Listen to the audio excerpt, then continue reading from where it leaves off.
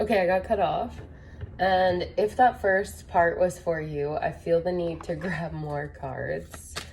Because it was just going sideways there. Like, not sideways, but just like, it was the truth, right? And sometimes the truth is not, it's uncomfortable, not gonna lie.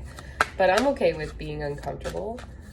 But let's just get some, like, I don't even want to dig deeper.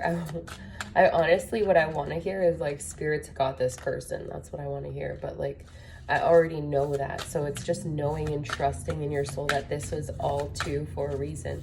And there's certain people that this person can connect to because of these wounds. And so them resisting, transforming this energy, but I do see the transformation happen. So them transforming this energy and dealing with the pain of their past, or dealing with the pain, is allowing them to reach more people. And the more people you help, the greater your soul feels. And so even though this person, it's very slow transformation. I'm like watching a plant grow in my mind, and it's not just a plant, it's a tree. And these trees take years and years and years. Spirit of earth, there we go. So just how the earth is transforming over years. Okay, we're going to talk about it. The sweat lodge. Okay. Healing, deep healing, connecting to spirit, connecting to earth, being grounded. There's another thing I said in one of my other readings. It was the masculine reading, and I mentioned how the get grounded card came out, and I said the feminine, but what I meant was like, it is a masculine reading. It pertains to the masculines themselves being grounded. And then I also mentioned how feminines need to be grounded as well, because they are part of the energy source that the masculines rely on. And what I didn't go back to explain in that whole getting grounded was that that reading was for the masculines. The masculines should be getting grounded too. They as well need to be grounded, and in their feminine energy grounded. Like, take the nail gun and boom, boom, boom, that shit down to the ground. Like, it's there to stay, the feminine energy. Like, get her to stay. Because but I feel like it's like this weave. It's like, it's not so much a roller coaster, but it's like a double roller coaster on both sides. It's like the feminine and masculine energies come in together, and then they instantly want to like separate and then come back in, and then separate and then come back in. Just like how the twin flame journey goes. We come into each other, the initial meet, we separate. We come back into each other, we separate. We come back into each other, and then we separate. And it's like this constant flow back and forth throughout time. It's not like it just ends one day. Even when you come into union with them, there are days where you're going to feel apart from them, or you're going to feel like your energies just aren't matching, and that's that separate time. But then you come back together, and so I got a little off topic here.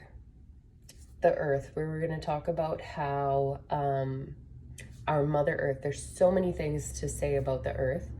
And this Capricorn, I don't know why I feel the need to educate you, because I'm sure you are educated, but let's talk about it. Maybe this is something you like to talk about or want to talk about. It's the earth, and how she's our mother. She sustains our life with oxygen, water, and food. And when humans came, the Europeans came, they wanted to change the land to suit the needs of the industries, like transporting goods or help, but it was initially to help humans.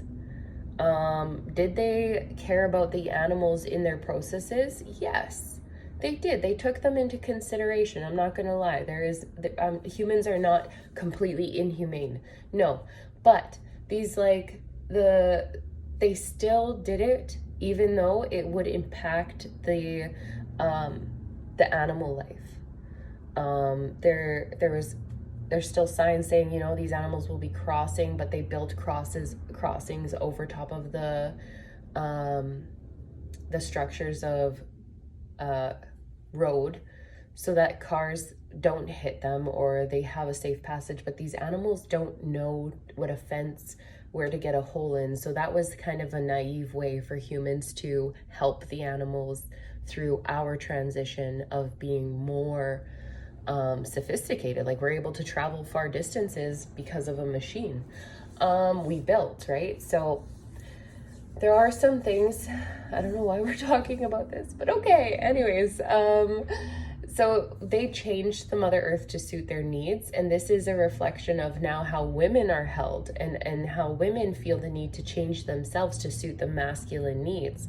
So there is a time when, like, this is why masculines struggle with connecting to their feminine energy. And I was like, staple that or nail that bitch down because it's like, you might not even, masculines can't even feel comfortable in their feminine because they relied on feminine women to show them, express them, and show them how it's done, kind of deal, so they can really accept themselves. But here we are as feminines running from what we truly are, who we truly are, and accepting ourselves exactly as we are meant to be. And that's why there's like plastic surgeries and all these things, and like lip injections, getting your eyebrows tattooed on, nails, eyelashes. Like, I'm not gonna lie, I use these things too, and I accept that that is the now. That is what we have access to as humans now, today. And so I just appreciate it and I live in that moment. But that doesn't mean the energy isn't there and the karma isn't there. Like I keep seeing this meme, karma has your address, whether you're homeless or not. And so it's like karma will always come back around, and even in big scales like this.